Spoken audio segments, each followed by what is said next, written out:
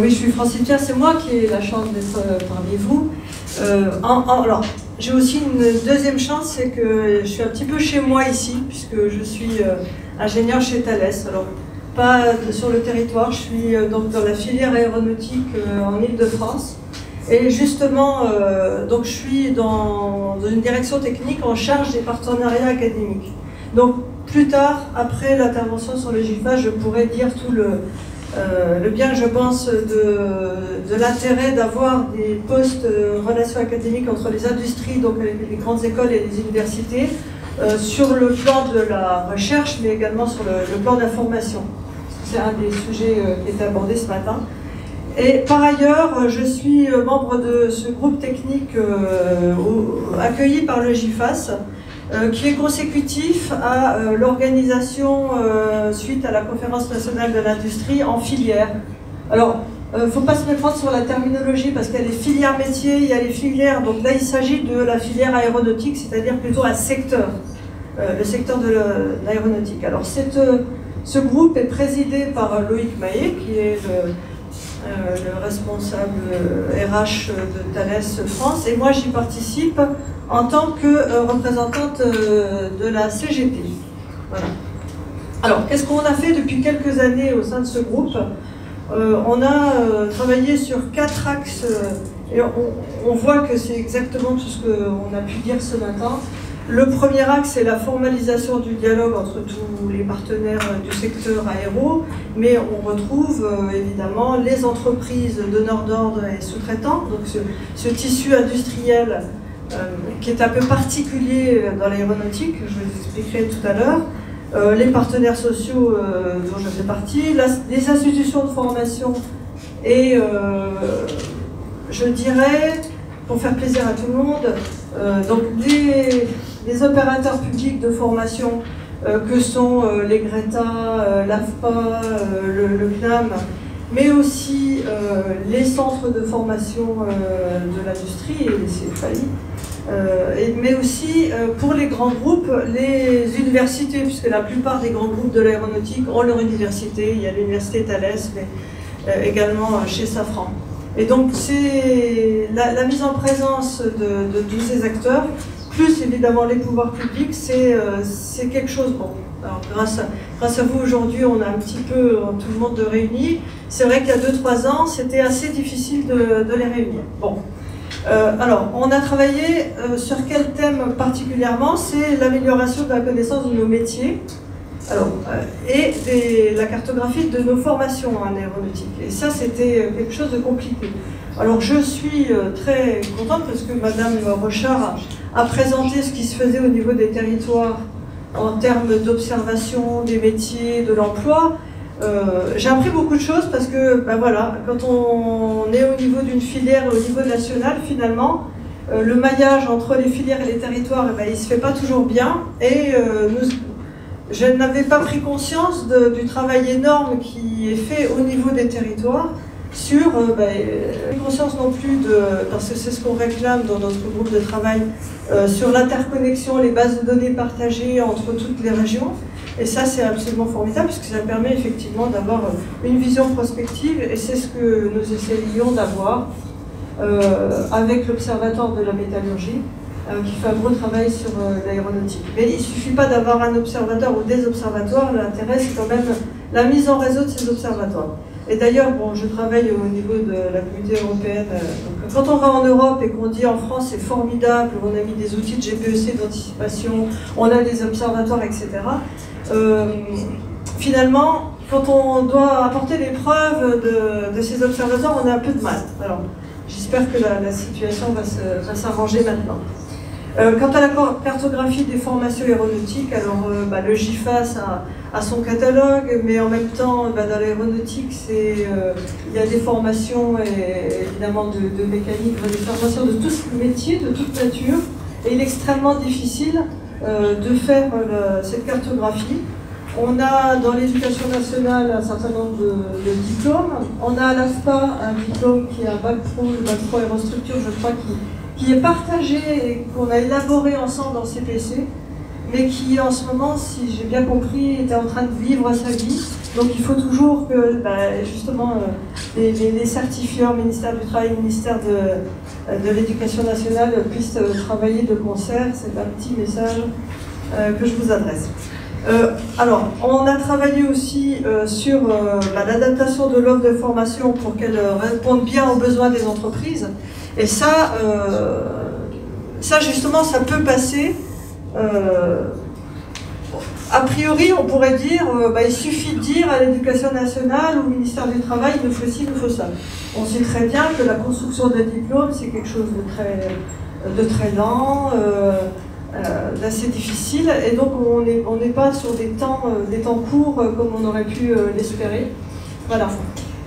Et donc, ce qui est plutôt mis en œuvre dans la filière aéronautique, c'est on va, grâce justement à des postes de partenariat comme je peux avoir, aller vers les organismes de formation, les écoles, les universités, et aller proposer des contenus de formation, travailler par exemple au sein des conseils de perfectionnement des CFA pour proposer des contenus de formation qui pourraient satisfaire les besoins de l'entreprise et qui est donc du coup intéressant pour les écoles, puisque ce qu'on propose, ce sont quand même des secteurs de pointe.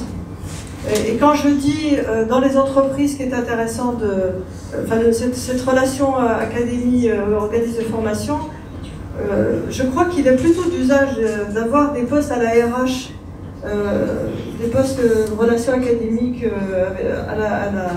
aux ressources humaines. Il est intéressant d'avoir des postes aussi dans les directions techniques avec les opérationnels, avec des gens qui travaillent tous les jours avec les problématiques de recherche, puisque là, du coup, le partenariat est assez intéressant. C'est du donnant-donnant. Bon, et puis, un quatrième aspect, et ça, je dois dire que j'ai été très active sur le sujet, c'est qu'après tout, on se dit, dans la filière aéronautique, on a quand même un sacré enjeu qui est la mutualisation des moyens de formation. Alors, derrière ce vocable, il y a quoi? Il y a d'une part, on se dit, les donneurs d'ordre, ils pourraient se mettre ensemble et puis sur des formations dont on a tous besoin dans la filière aéronautique, travailler, créer des sessions de formation ensemble avec des outils communs. Bon, alors, moi, partenaire social, je défends cette position. Je comprends qu'il y a des réticences chez les donneurs d'ordre, puisque finalement, ils sont quand même dans des positions très concurrentielles, et donc c'est quand même assez compliqué d'arriver à faire converger les intérêts de chacun.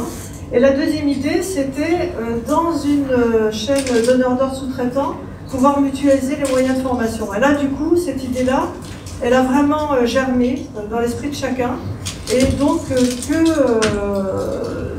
pour un donneur d'ordre comme Thales, Safran ou Dassault, qu'ils puissent envisager qu'effectivement il y ait des parcours de formation où on mélangerait des salariés des PME ou du tissu de partenaires qu'ils ont, ou voir, et là je dois revenir à ce qu'on a entendu ce matin, en tout cas ce que j'ai entendu sur EDF, voir organiser des mobilités des apprentis au sein de cette chaîne de donneurs d'ordre sous-traitants. Eh bien on pensait ça a germé, et ça a tellement germé qu'on s'est dit, on est quand même embêté puisque l'apprentissage est très réglementé, il y a des décrets qui ne favorisent pas tellement la mobilité entre les entreprises. Voilà. Et finalement, il y a un décret qui est sorti, je crois qu'il est publié déjà, il a été publié récemment, donc c'est un peu le GIFAS, le pacte PME qui a poussé à les politiques, pour être politiquement correct, le ministère du Travail à ce décret qui prévoit qu'une entreprise donc peut contractualiser avec un apprenti, donc embaucher un apprenti en contrat d'apprentissage, et que cet apprenti peut, je crois maximum dans 2 entreprises, qui est peut-être une de trop à mon avis, enfin bon, peut passer 6 mois dans une autre entreprise que l'entreprise. Alors, donc l'objet de mon étonnement, c'est que j'ai entendu René ce matin dire à EDF ça se passe déjà. Donc je ne sais pas dans quelles conditions réglementaires vous avez pu le triel n'était pas présent dans l'entreprise en question. Et là, du coup, là, c'est autre chose. Donc, ce décret est passé. Alors, je pense que pour la filière aéronautique, qui est quand même une filière en croissance, une croissance qui ne se développe pas depuis des années. Donc je suis un peu là aujourd'hui un petit peu en contre-pied finalement de ce que, des chiffres fluctuants et de chômage qu'il y a en région. Nous, dans l'aéronautique, on est dans une spirale de croissance. Et je suis aussi au contre-pied parce que les relations entre justement les donneurs d'ordre et les sous-traitants, elles sont des relations d'intérêt commun qu'il va falloir recruter à tout prix et assez rapidement. Donc là, on est tous main dans la main et on essaye d'avancer vite. Alors, et donc juste pour finir sur ce décret, je suis favorable à ce décret si tant est que vous me demandez mon avis, mais avec 3 conditions qui est, on est dans une filière en croissance, donc on est dans une supposition que l'insertion professionnelle va être effective, l'insertion professionnelle durable.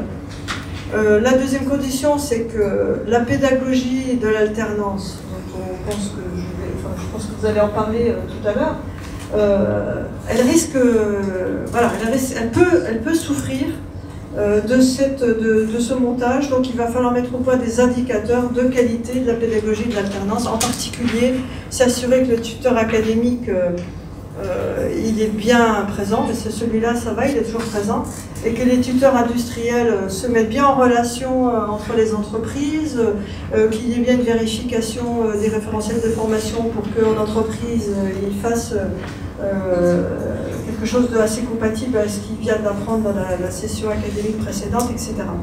Et donc l'autre indicateur, c'est montrer que ça marche, et donc que ce mécanisme de mobilité de l'apprenti, sous volontariat évidemment, va favoriser son insertion professionnelle. Parce que c'est quand même l'idée qu'on a dans la branche aéronautique, c'est multiplier le parcours de l'apprenti dans les entreprises, c'est multiplier ses chances d'insertion professionnelle.